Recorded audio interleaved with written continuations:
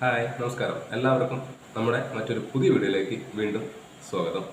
ഇന്നത്തെ വീഡിയോയിൽ നിങ്ങൾക്ക് എല്ലാവർക്കും പ്രത്യേകിച്ചിട്ട് ഗ്യാസ് സ്റ്റൗ ഉപയോഗിക്കുന്ന എല്ലാവർക്കും വളരെ യൂസ്ഫുള്ളായ കുറച്ച് ടിപ്സാണ് പറഞ്ഞുതരാൻ പോകുന്നത്. എല്ലാവരും തീർച്ചയായിട്ടും വീഡിയോ മുഴുവനായി കാണാൻ ശ്രമിക്കുക. വീഡിയോ ഇഷ്ടമാകുകയാണെങ്കിൽ ഒന്ന് ലൈക്ക് ചെയ്യുക, ഷെയർ ചെയ്യുക, കമൻറ്റ് ചെയ്യുക, സബ്സ്ക്രൈബ് ചെയ്യുക. അപ്പോൾ എന്തൊക്കെയാണ് ഗ്യാസ് സ്റ്റൗ ഉപയോഗിക്കുമ്പോൾ ശ്രദ്ധിക്കേണ്ട കാര്യങ്ങൾ നോക്കാം. നേരിട്ട് വീഡിയോയിലോട്ട് എടുക്കാം. ഗ്യാസ് സ്റ്റൗ ഉപയോഗിക്കുന്ന ആളുകൾക്ക് എല്ലാവർക്കും യൂസ്ഫുൾ ആവുന്ന കുറച്ച് ടിപ്സുകൾ നമുക്ക് നോക്കാം. അതിലാദ്യമായിട്ട് ശ്രദ്ധിക്കേണ്ടത് ഗ്യാസിൻ്റെ സിലിണ്ടറാണ്. ഗ്യാസ് സിലിണ്ടർ എപ്പോഴും ഒരുപാട് പഴയ സിലിണ്ടർ ആണെങ്കിൽ ചിലപ്പോൾ ഗ്യാസിന് ലീക്ക് വരാനുള്ള സാധ്യത കൂടുതലാണ്. അപ്പോൾ നമ്മൾ ഉദ്ദേശിക്കുന്ന അത്രയും സമയം ഗ്യാസ് നിൽക്കണമെന്നില്ല. മാക്സിമം അതിൻ്റെ എക്സ്പയറി ഡേറ്റ് എല്ലാം ഒന്ന് ശ്രദ്ധിക്കുക. അപ്പോൾ എപ്പോഴും സിലിണ്ടർ എടുക്കുന്ന സമയത്ത് അല്പം പുതിയ സിലിണ്ടറായിട്ട് എടുക്കാൻ ശ്രമിക്കുക. അതാണ് ബേസിക്കായിട്ട് ചെയ്യാനുള്ളൊരു കാര്യം. ഇനി അടുത്തൊരു വിഷയം എന്ന് പറഞ്ഞു കഴിഞ്ഞാൽ റെഗുലേറ്റർ ഉണ്ടല്ലോ, ഇത് കണക്ട് ചെയ്യുന്ന സമയത്ത് ശ്രദ്ധിക്കേണ്ട കാര്യങ്ങളാണ്. നമ്മുടെ സിലിണ്ടറിനകത്ത് ഒരു കറുത്ത ഒരു വാഷർ വരും. അത് നമുക്ക് ക്യാമറയിൽ കാണാൻ പറ്റുമെന്ന് അറിയില്ല. പഴയ സിലിണ്ടറൊക്കെ ആണെങ്കിൽ ആ വാഷർ നല്ല രീതിയിൽ തേയ്മാനം സംഭവിക്കാൻ ചിലപ്പോൾ സാധ്യതയുണ്ട്. അങ്ങനെ ഉള്ള സാഹചര്യങ്ങളിൽ നമ്മുടെ റെഗുലേറ്റർ കണക്ട് ചെയ്യുമ്പോൾ ടൈറ്റ് കറക്റ്റ് ആവണമെന്നില്ല. എപ്പോഴും ശ്രദ്ധിക്കേണ്ട ഒരു കാര്യം, എവിടെ നിന്നാണ് ലീക്കേജ് ഉള്ളതെന്ന് ആദ്യം കണ്ടുപിടിക്കണം. അതിനുശേഷം മാത്രമേ നമ്മളതിനുള്ള പരിഹാരം കണ്ടുപിടിക്കാൻ പറ്റൂ. അതുകൂടാതെ നമ്മൾ അടുത്ത് ശ്രദ്ധിക്കേണ്ടത് നമ്മുടെ റെഗുലേറ്റർ എപ്പോഴും കറക്റ്റായിട്ട് വർക്കിംഗ് ആണെന്ന് നോക്കുക. എപ്പോഴും മുകളിലോട്ട് പ്രസ് ചെയ്യുന്ന സമയത്ത് അത്യാവശ്യം ടൈറ്റ് ഇല്ലാതെ ഫ്രീ ആയിട്ട് വേണം മുകളിലോട്ട് പോകണമെങ്കിൽ. അതുപോലെ തന്നെ നമ്മുടെ ഈ നോബും കറക്റ്റായിട്ട് റൊട്ടേറ്റ് ചെയ്യണ്ടോ എന്നും കൂടി നോക്കുക. ഇതൊക്കെ ബേസിക് ആയിട്ടുള്ള കാര്യങ്ങളാണ്. പുതിയതായിട്ട് ഉപയോഗിക്കുന്ന ആരെങ്കിലും ഉണ്ടെങ്കിൽ ഇതൊക്കെ ഒന്ന് ശ്രദ്ധിക്കുക. സിലിണ്ടറിന് അടുപ്പിലോട്ട് കണക്ട് ചെയ്യുന്ന ട്യൂബ് എപ്പോഴും നമ്മൾ ചെക്ക് ചെയ്തുകൊണ്ടിരിക്കണം. എന്തെങ്കിലും ചെറിയൊരു ക്രാക്ക് ഉണ്ടെങ്കിൽ തന്നെ നമുക്കതിലൂടെ ലീക്ക് വരാനുള്ള സാധ്യതയുണ്ട്. ഒരു 3-4 വർഷമൊക്കെ മാക്സിമം ഉപയോഗിക്കാൻ പറ്റും. എന്നിരുന്നാലും ഒരുവിധം പഴക്കം ചെന്ന് കഴിഞ്ഞാൽ നമ്മളത് പെട്ടെന്ന് റീപ്ലേസ് ചെയ്യുന്നതാണ് നല്ലത്. ചെറിയ ലീക്കൊക്കെ ഉണ്ടെങ്കിൽ സെല്ലോ ടേപ്പൊക്കെ ഒട്ടിച്ച് വെക്കുകയാണെങ്കിലും അത് അത്ര സേഫ് ആയിട്ടുള്ളൊരു കാര്യമില്ല. അപ്പോൾ മാക്സിമം നമ്മൾ ആ ഒരു രീതിയിൽ ചെയ്യാതെ 100-200 കൂടെ ചാർജ് മാത്രമേ ഉള്ളൂ. അപ്പോൾ സർവീസിൻ്റെ ആൾ വരികയാണെങ്കിൽ നിങ്ങളത് അവരോട് മാറ്റിക്കുക, അല്ലെങ്കിൽ നമുക്ക് മാറ്റാൻ പറ്റുന്ന വിഷയമുള്ളൂ. അത് എല്ലാ കടയിലും വാങ്ങിക്കാൻ കിട്ടുന്നതാണ്. ഇത് നമ്മൾ പ്രസ് ചെയ്യുന്നതിന് എന്തെങ്കിലും ചെറിയ ടൈറ്റ് വല്ലതും ഉണ്ടെങ്കിൽ എന്തെങ്കിലും ചെറിയ ലൂബ്രിക്കൻ്റ് ആയിട്ടുള്ള എന്തെങ്കിലും ഐറ്റം വെച്ച് നമ്മൾ ജസ്റ്റ് ഒന്ന് ഇട്ട് കൊടുത്താൽ മാത്രം മതി. അപ്പോൾ ഒരുപാട് ഉപയോഗിക്കരുത്. അതിനുശേഷം കറക്റ്റായിട്ട് റെഗുലേറ്റർ ഇടുക. അപ്പോൾ നമുക്ക് ഈ നോബ് ഓപ്പൺ ചെയ്യുന്ന സമയത്ത് അറിയാൻ പറ്റും കറക്റ്റായിട്ടാണോ റെഗുലേറ്റർ ഇട്ടിരിക്കുന്നതെന്നുള്ളത്. അതാണല്ലേ പെർഫെക്റ്റ് ആയിട്ട് തിരിയുന്നുണ്ട്. ഇനി ഒട്ടുമിക്ക പേർക്ക് ഉള്ളൊരു സംശയമാണ് ഗ്യാസ് സിലിണ്ടറിൽ എത്രമാത്രം ഗ്യാസ് ബാലൻസ് ഉണ്ടെന്നുള്ളത്. നമ്മളിപ്പോൾ ഡേറ്റ് ഒക്കെ എഴുതി വെക്കും, ഒരു മാസം ചിലപ്പോൾ 1.5 മാസമൊക്കെ നിൽക്കുന്ന ഗ്യാസ് നമുക്ക് ഏകദേശം കാൽക്കുലേറ്റ് ചെയ്ത് പറയാൻ പറ്റും. പക്ഷെ കറക്റ്റായിട്ട് നിങ്ങൾക്ക് അറിയണമെങ്കിൽ ഒരു സിമ്പിൾ ഐഡിയ ഉണ്ട്. നമ്മൾ ഈ രീതി ചെയ്യുകയാണെങ്കിൽ നമുക്ക് കറക്റ്റ് എത്ര അളവിന് ഗ്യാസ് സിലിണ്ടറിൽ ബാലൻസ് ഉണ്ടെന്ന് നോക്കാം. ഒരു തുണി എടുത്തതിന് ശേഷം നമുക്ക് വെള്ളത്തിലൊന്ന് മുക്കുക. അതിനുശേഷം ഇതുപോലെ ഒന്ന് മാർക്ക് ചെയ്ത് കൊടുക്കുക. പുതിയ സിലിണ്ടർ ആണെങ്കിലും നിങ്ങൾക്ക് ഈ ഒരു രീതിയിൽ സിലിണ്ടറിൽ ഫുള്ള് ഗ്യാസ് ഉണ്ടോ എന്ന് മനസ്സിലാക്കാൻ പറ്റും. ഇതുപോലെ ചെയ്തതിന് ശേഷം അതൊന്ന് ഒരു 10 മിനിറ്റ് ഒന്ന് ജസ്റ്റ് ഒന്ന് ഉണങ്ങുന്നത് വരെ ഒന്ന് വെയിറ്റ് ചെയ്യാം. ഒരു 10 മിനിറ്റ് ശേഷം നമുക്ക് നോക്കുകയാണെങ്കിൽ നമ്മുടെ ഈ ഒരു ഭാഗം വെള്ളം അതുപോലെ തന്നെ ഉണ്ട്, മേൽഭാഗത്തോട്ട് നല്ല രീതിയിൽ ഉണങ്ങിയിട്ടുണ്ട്. അപ്പോൾ ഇതാണ് ഏറ്റവും സിമ്പിളായിട്ടൊരു വഴി. അപ്പോൾ ഗ്യാസ് എത്ര ബാലൻസ് ഉണ്ടോ അതുവരെ വെള്ളത്തിൻ്റെ അംശം ഉണങ്ങാതെ നിൽക്കും. ഗ്യാസ് ഇല്ലെങ്കിൽ പെട്ടെന്ന് വെള്ളം ഉണങ്ങുന്നതാണ്. അപ്പോൾ ഇവിടെ ഇത്രയോളം ഗ്യാസ് ബാലൻസിൻ്റെ കാരണം എന്ന് വെച്ചിട്ട് 1.5 മാസത്തോളം ആയി. നമ്മളത് പൊന്തിച്ചൊക്കെ നോക്കി കഴിഞ്ഞാലും കറക്റ്റായിട്ടൊന്നും അളവ് അറിയണമെന്നില്ല.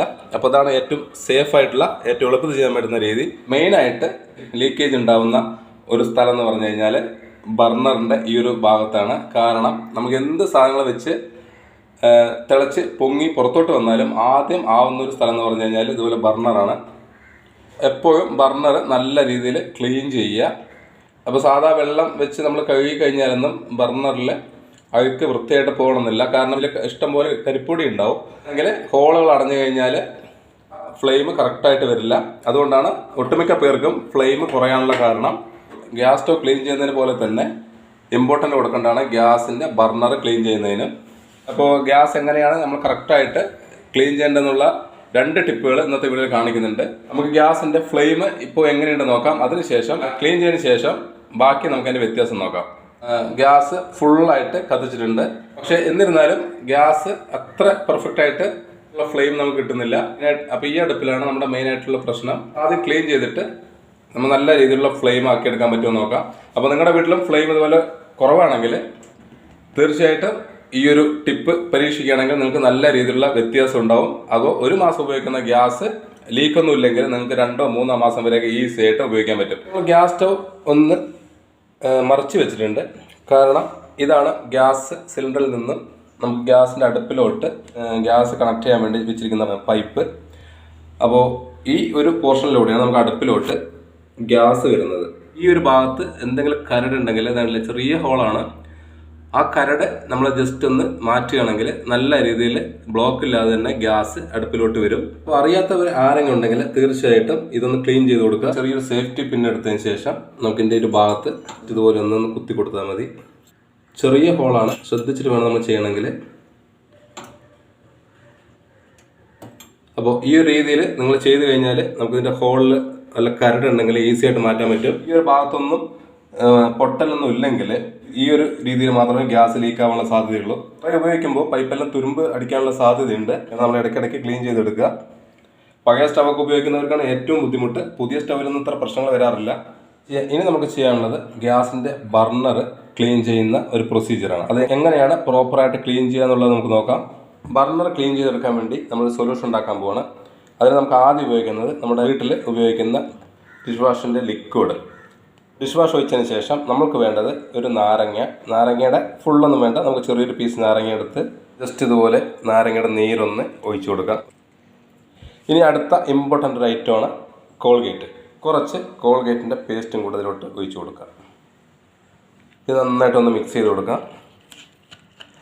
പേസ്റ്റ് നിങ്ങൾക്ക് ഏത് കളർ വേണമെങ്കിൽ ഉപയോഗിക്കാം കേട്ടോ. വൈറ്റ് ആണെങ്കിൽ കുറച്ചുകൂടെ നല്ലതാണ്. ഇനി ഇതിലോട്ട് നമ്മൾക്ക് ക്ലീൻ ചെയ്യാനുള്ള ബർണർ ഇട്ട് കൊടുക്കാം. ഒരു അരമണിക്കൂറോളം ഇതൊന്ന് മാറ്റി വയ്ക്കുക.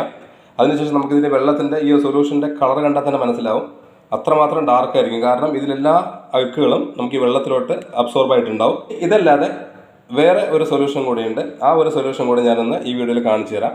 അടുത്ത ഒരു സൊല്യൂഷന് വേണ്ട ഇൻഗ്രീഡിയൻ്റ് എന്തൊക്കെയാണെന്ന് വെച്ച് കഴിഞ്ഞാൽ അതിൽ നമ്മൾ ചേർക്കാൻ പോകുന്ന വിനീഗറാണ്. നമ്മുടെ സാധാ വൈറ്റ് വിനീഗർ.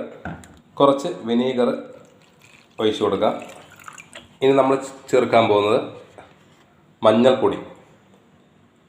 ഒരു നുള്ള മഞ്ഞൾപ്പൊടിയും കൂടെ ഇതിലോട്ടൊന്ന് ഇട്ട് കൊടുക്കാം. ബർണർ ക്ലീൻ ആക്കാൻ ഏറ്റവും നല്ലൊരു ഐറ്റമാണ് മഞ്ഞൾപ്പൊടി എന്ന് പറയുന്നത്. അതിലോട്ട് നമ്മളൊരു നുള്ള് ബേക്കിംഗ് സോഡയും കൂടെ ഇട്ട് കൊടുക്കണം. അപ്പം നന്നായിട്ടൊന്ന് മിക്സ് ചെയ്യുക. അപ്പോൾ നമ്മളിതാ ഒരു ബർണർ ഈ ഒരു മിക്സിലിട്ട് വെച്ചിട്ടുണ്ട്. ഏകദേശം ഇപ്പോൾ തന്നെ കളറ് നല്ല രീതിയിൽ ബ്ലാക്ക് ആയിട്ടുണ്ട് ആ സൊല്യൂഷൻ്റെ. അപ്പോൾ ഈ ഒരു സൊല്യൂഷനിലോട്ട് നമ്മൾ അടുത്ത ഒരു ബർണറും കൂടെ ഇട്ട് കൊടുക്കുകയാണ്. അപ്പോൾ ഇതും ഇതുപോലെ ഒരു അരമണിക്കൂറോളം മാറ്റി വയ്ക്കുക. നമ്മൾ ബർണർ പാത്രത്തിൽ നിന്ന് മാറ്റിയിട്ടുണ്ട്. നോക്കി എത്രമാത്രം കരിപ്പൊടികളാണ് ഈ സൊല്യൂഷനിൽ വന്നിരിക്കുന്നത് നോക്കിയാൽ ക്ലിയർ ആയിട്ട് മനസ്സിലാവും. അപ്പോൾ ഇനി ഇതൊന്ന് സാധാ വെള്ളത്തിൽ നമുക്കൊന്ന് വാഷ് ചെയ്തെടുക്കാം. ഇതുപോലെ തന്നെ ധാരാളം കരിപ്പൊടികളുണ്ട്. ബർണർ നമ്മൾ സാധാ വെള്ളത്തിലൊന്ന് വാഷ് ചെയ്തെടുക്കുകയാണ്. ഈ രീതിയിൽ നിങ്ങൾ ചെയ്യുകയാണെങ്കിൽ തീർച്ചയായിട്ടും ഗ്യാസ് ലീക്ക് ഉള്ളത് പൂർണ്ണമായിട്ട് പരിഹരിക്കാം. 3-4 മാസം വരെയെല്ലാം ഗ്യാസ് നമുക്ക് ഉപയോഗിക്കാനും പറ്റും. ഇനി ഇത് നല്ല രീതിയിൽ ഉണങ്ങിയതിന് ശേഷം മാത്രമേ നമ്മൾ കണക്ട് ചെയ്യാൻ പറ്റൂ. അല്ല വെള്ളത്തോടെ വെച്ച് കഴിഞ്ഞാൽ പൂർണ്ണമായിട്ട് നല്ല രീതിയിൽ കത്തില്ല. അപ്പോൾ ഇത് ഉണങ്ങിയതിന് ശേഷം നമുക്കൊന്ന് കത്തിച്ച് നോക്കാം. ഒരു സിമ്പിൾ ടിപ്പ് പറഞ്ഞുതരാം. നമുക്ക് പല സാധനങ്ങൾ ഇതുപോലെ കുക്ക് ചെയ്യുന്ന സമയത്ത് നമുക്കതുപോലെ കറകളെല്ലാം വരാനുള്ള സാധ്യതയുണ്ട്. അപ്പോൾ ഇതുപോലെ നമ്മൾ ഗ്യാസ് സ്റ്റവ് ക്ലീൻ ചെയ്യാൻ സാധാ വെള്ളം ഉപയോഗിച്ചിട്ടാണ് പൊതുവെ എല്ലാവരും ക്ലീൻ ചെയ്യുക. പക്ഷേ അതിനേക്കാളും നീറ്റായിട്ട് അതുപോലെ തന്നെ നല്ല ഷൈനിങ് ആയിട്ട് ക്ലീൻ ചെയ്യാൻ പറ്റുന്ന ഒരു ഐറ്റം കൊണ്ട് നമുക്കൊന്ന് ക്ലീൻ ചെയ്തെടുക്കാം. ഏറ്റവും ഉപയോഗപ്രദമായ ഒരു ഐറ്റമാണ് വിനീഗർ. ഓരോ തുള്ളി വിനീഗർ നമുക്ക് ഗ്യാസ് സ്റ്റവിൻ്റെ ഈ ഭാഗത്തൊക്കെ ഒന്ന് ഒഴിച്ചു കൊടുക്കാം കേട്ടോ. അതിനുശേഷം ഒരു തുണി എടുത്തിട്ട് വിനീഗറും കൊണ്ട് ഇതുപോലെ ഒന്ന് തുടച്ചു കൊടുത്തു കഴിഞ്ഞാൽ കറയാണെങ്കിലും അല്ലെങ്കിൽ എണ്ണയുടെ പാടാണെങ്കിലും ഈസി ആയിട്ട് നമുക്ക് മാറ്റിയെടുക്കാൻ പറ്റും. ഇതുണ്ടല്ലേ, ഇല്ല, നീറ്റ് ആൻഡ് ക്ലീൻ ആയിരിക്കും. യാതൊരു തര പാടുകളും ഉണ്ടാവില്ല. ഇനി അടുത്തതായിട്ട് നമ്മൾ ചെയ്യേണ്ടത് ഗ്യാസ് സ്റ്റോവിൽ ഉണ്ടാകുന്ന അടുത്തൊരു മെയിൻ പ്രശ്നം എന്ന് പറഞ്ഞാൽ ഉറുമ്പിൻ്റെ ശല്യങ്ങളൊക്കെയാണ്. അപ്പോൾ അതിന് നമ്മൾ ഉറുമ്പ് പൊടിയൊന്നും ഉപയോഗിക്കാൻ പാടില്ല കിച്ചൺ ആയതുകൊണ്ട്. അപ്പോൾ കുറച്ച് ഇതുപോലുള്ള പൗഡറും കൂടെ ഒന്ന് ക്ലീൻ ചെയ്തതിന് ശേഷം ഇട്ട് കൊടുത്തു കഴിഞ്ഞാൽ അതിന് ശേഷം ഒന്ന് ഇതുപോലെ ഒന്ന് തുടച്ചു കൊടുത്തു കഴിഞ്ഞാൽ ഗ്യാസ് സ്റ്റവ് നല്ല ഫ്രഷ് മണം ഉണ്ടാവും. അതുപോലെ തന്നെ ഉറുമ്പിൻ്റെയോ പ്രാണികളുടെയോ ശല്യമൊന്നും ഇല്ലാതെ നമുക്ക് ഗ്യാസ് സ്റ്റവ് ഉപയോഗിക്കാൻ പറ്റും. പല്ല് പോലും മണം പറഞ്ഞു കഴിഞ്ഞാൽ വരില്ല. അപ്പോൾ പൗഡർ നമുക്ക് മുഖത്ത് ഉപയോഗിക്കാൻ മാത്രമല്ല ഇതുപോലുള്ള ചെറിയ ചെറിയ കാര്യങ്ങൾക്കും ഉപയോഗിക്കാവുന്ന ഒരു ഐറ്റമാണ്. ഈ ഒരു ബർണറായിരുന്നു നമ്മുടെ കംപ്ലൈൻറ്റ് ഉണ്ടായിരുന്നത്.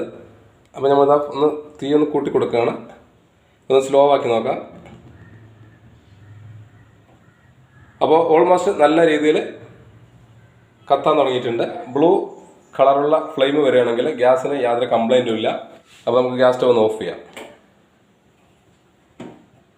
ഈ വീഡിയോ നമ്മൾ വൈൻഡപ്പ് ചെയ്യാൻ പോവാണ്. നിങ്ങൾക്ക് വീട്ടമ്മമാർക്ക് എല്ലാവർക്കും യൂസ്ഫുള്ളായ ടിപ്പാണ് ഇന്ന് കാണിച്ചു തന്നത്. ഗ്യാസിൻ്റെ ലീക്കേജ് ഒക്കെ ഉണ്ടായിട്ട് അപകടങ്ങളൊക്കെ വരാനുള്ള സാധ്യത നല്ല രീതിയിൽ കുറയ്ക്കാൻ പറ്റുന്നതാണ്. അപ്പോൾ എല്ലാവരും മാക്സിമം വീഡിയോ കാണുക. ആവശ്യമുള്ള ആർക്കെങ്കിലും ഉണ്ടെങ്കിൽ ഒന്ന് ഷെയർ ചെയ്ത് കൊടുക്കുക. അപ്പോൾ അടുത്ത വെറൈറ്റി ടിപ്സുമായി കാണുന്നവരേക്കും വീണ്ടും ബൈ.